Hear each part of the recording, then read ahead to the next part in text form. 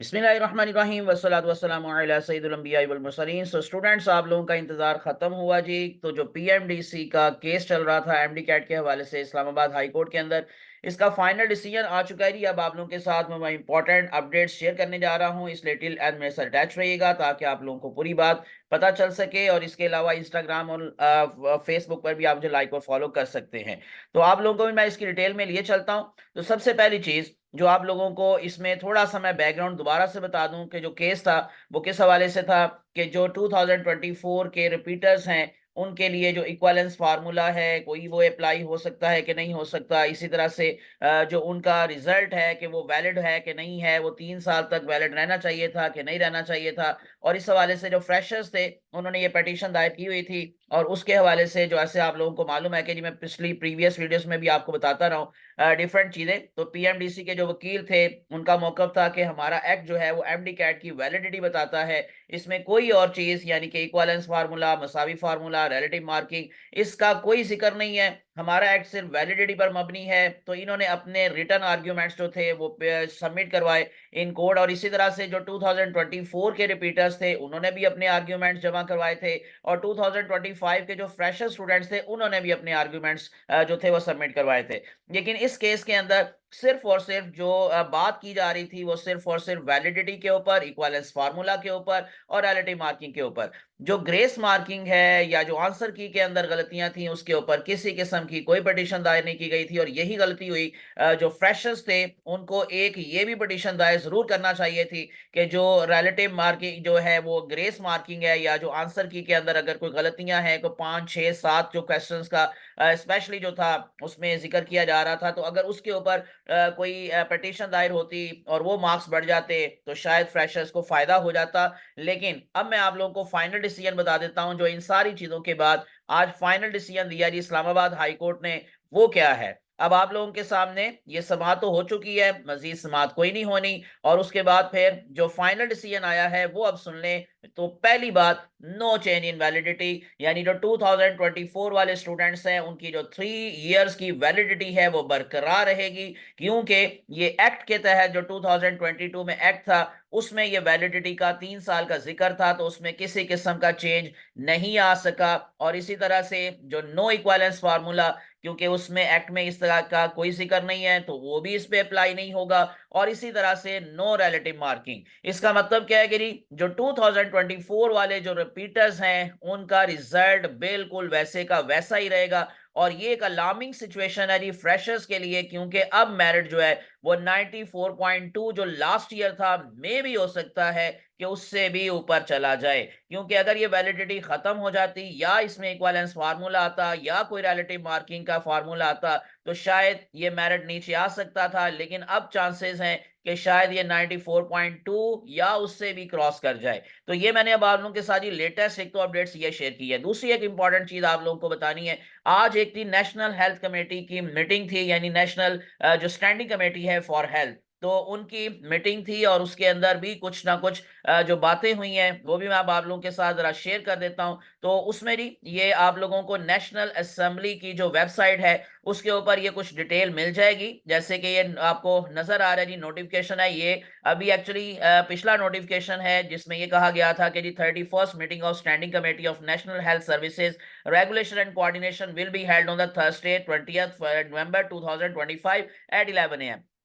तो आज के दिन ये मीटिंग होनी थी और ये मीटिंग हो चुकी है, लेकिन अभी इसकी कोई प्रेस रिलीज वगैरह अभी जारी नहीं हुई। लेकिन इसके अंदर जो इंपॉर्टेंट अपडेट सामने आई है, तो इसकी जो जारी बात है कि जिस सदारत हुई थी वो डॉक्टर महेश कुमार मिलानी है, चेयरमैन उन्होंने की। और इसके अलावा जो वजीर यानी मुस्तफ़ा कमाल साहब वो भी वहां पे मौजूद थे। और उनकी मौजूदगी में भी, और उसके साथ साथ जो पीएमडीसी था, ये देखिए ये जो नंबर 3 पॉइंट है कि Pakistan medical and dental council government of Pakistan, जो उनको उनके प्रेसिडेंट जो थे यानी with the request to attend the meeting along with the all council members, तो उनको भी रिक्वेस्ट की गई थी कि वो भी इस मीटिंग के अंदर हाजिर हों या उनको भी बुलाया गया था। The PNDC further requested to invite all the relevant stake holders, तो उन्होंने स्टेक होल्डर्स को भी इसमें शामिल करने के लिए कहा था, including the executive director, inter boards coordination committee commission IBCC, heads of all medical colleges admitting universities, vice chancellors of all MDCAT conducting universities, the secretaries of the health of all provinces and the secretaries of federal and all provincial education boards to to attend the meeting in continuation of the previous recommendations of the committee meetings held on the 20th and 31st अक्टूबर। यानी जो 20 और 31 अक्टूबर को meetings हुई थी, उनसे related भी वो सारी चीजों को इसमें डिस्कस किया जाना था, फाइनल डिसीजन लेने थे। तो इसमें क्योंकि अब इस्लामाबाद हाई कोर्ट का डिसीजन आ चुका है जी, कोई वैलिडिटी में चेंज नहीं आया, तो अब यहाँ पर इस मीटिंग के अंदर जो आज मीटिंग हुई है उसकी कुछ अपडेट्स मैंने कहा, अभी प्रेस रिलीज तो जारी नहीं हुई, लेकिन उसमें यह पता चला है कि जो अब जो रिपीटर्स हैं, स्पेशली वो वाले रिपीटर्स जो हैं, यानी रिपीटर्स तो नहीं उनको कहना चाहिए, वो बेसिकली अपनी सीट्स जो है वो अवेल कर चुके हैं या वो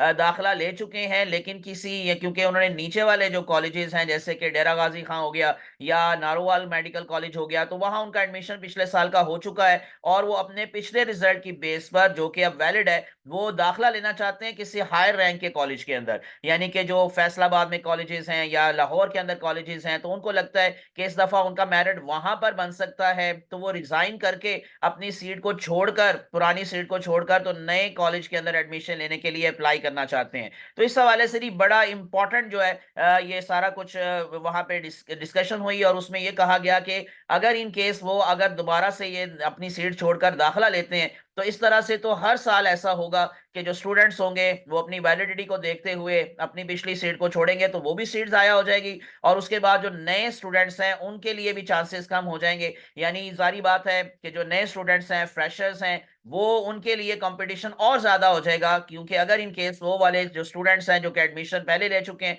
वो अपनी सीट छोड़कर दोबारा से अप्लाई करते हैं, तो इसलिए उनको रोकने के लिए कोई लाहे अमल बनाया जाए। तो 2 दिन दिए गए हैं पीएमडीसी को और उसमें उनको कहा गया कि इस हवाले से एक पूरा का पूरा मुकम्मल जो है वो कोई ना कोई लाहे अमल बनाकर तो उसके ऊपर काम किया जाए और उन स्टूडेंट्स को रोका जाए। दूसरी बात, ये जो वैलिडिटी का चेंज आने का जो है इसमें डिस्कशन और उसी के तरह से जो रिलेटिव मार्किंग है, इसके ऊपर भी बात हुई है कि अगले साल, यानी कि अब जो है वो अगर इन केस अमेंडमेंट के लिए जो सेनेट के अंदर या कौमी असेंबली के अंदर अमेंडमेंट्स के लिए बिल पेश किया जाता है, वो अगर इन केस इस साल किया जाए और उसके बाद फिर उसके ऊपर वर्किंग हो, तो अगले साल हो सकता है मेजर चेंजेस आए। लेकिन इस दफा अब कोई चेंज मजीद आने का कोई चांस नहीं है, यानी कि इस्लामाबाद हाई कोर्ट का भी डिसीजन हो चुका है और डेफिनेटली मैंने जैसे आपको बताया कि अब वही वैलिडिटी बरकरार रहेगी। हाँ, अगले साल कोई चेंजेस आने के चांसेस हैं, उसमें शायद कोई रिलेटिव मार्क फार्मूला के लिए भी कोई ना कोई अमेंडमेंट्स की जाए एक्ट के अंदर, और इसी तरह से जो वैलिडिटी है उसको 1 साल के लिए बरकरार कर रखा जाए या उसको खत्म किया जाए, या जो भी है, ये अगले साल चेंजेस आएंगी और अगले साल इसमें क्योंकि मेजर चेंजेस आ रही हैं, तो इस दफा अगर इन केस, अब मैं आपको थोड़ा सा मशवरा दे देता हूं जो स्पेशली रिपीटर्स हैं उनको मेरा मशवरा है, अगर इन केस आप लोगों का जो एग्रीगेट है या मेरिट है वो 93 प्लस है, तो फिर तो आप अप्लाई करें, फिर शायद आपका बीडीएस वगैरह में कोई चांस बने। लेकिन अगर इन केस आपका 93 से नीचे है तो फिर आपके लिए इस साल कोई चांस नहीं है। अब आपको क्या मजीद रिपीट करना चाहिए? यस बच्चों, जो इस साल जिन्होंने एमडी कैट दिया है तो वो जरूर रिपीट कीजिएगा। अगर उनका एग्रीगेट 93 से कम है तो फिर उनके लिए चांस है कि वो अगले साल इंशाल्लाह इसको इंप्रूव कर सकते हैं। उसकी मेजर रीजन मैं आपको बता देता हूं, क्योंकि सिलेबस चेंज हो चुका है, लेकिन जो इस साल का सिलेबस है, यानी इन अदर वर्ड्स जो पुरानी किताबें हैं, अभी अगले साल उसी की बेस पर ही एमडी कैट होना है। लेकिन जैसे जैसे, यानी सारी बात है कि साल गुजरेंगे, अब अगले साल तो पुराने वाला ही ये सिलेबस चलेगा अभी एमडी कैट के लिए, लेकिन उससे नेक्स्ट ईयर यानी कि 2027 के अंदर जो एमडी कैट होगा उसमें सारा सिलेबस जो होगा वो चेंज हो चुका होगा, 60-70% नई चीजें ऐड हो चुकी होंगी, तो इसलिए फिर अभी के जो रिपीटर्स हैं उनके लिए चांसेस मजीद कम हो जाएंगे। तो आप लोगों को मैं बच्चों इंशाल्लाह जी दुआ ही दे सकता हूं कि आप लोगों के लिए अल्लाह बेहतर करे। तो अगर इन केस आपका एग्रीगेट 93 प्लस है तो आप जरूर अप्लाई करें, क्योंकि मैंने जैसे शुरू पर बता दिया कि इस दफा मेरिट और ऊपर जाने के चांसेस हैं, लेकिन आप लोगों के लिए 1 साल का और चांस है, तो आप जरूर रिपीट कीजिएगा और जरूर मेहनत करके आगे आइएगा। इंशाल्लाह जी मजीद बातें मैं आप लोगों के साथ शेयर करता रहूंगा। यहां तक की सारी बातें मैंने आप लोगों को बता दी हैं, तो मुझे अपनी दुआ में याद रखिएगा। चैनल को सब्सक्राइब करके प्रेस कर लें बेल आइकॉन। मुझे अपनी दुआ में याद रखिएगा। अल्लाह आप सबका हामी नासिर हो। अल्लाह हाफिज।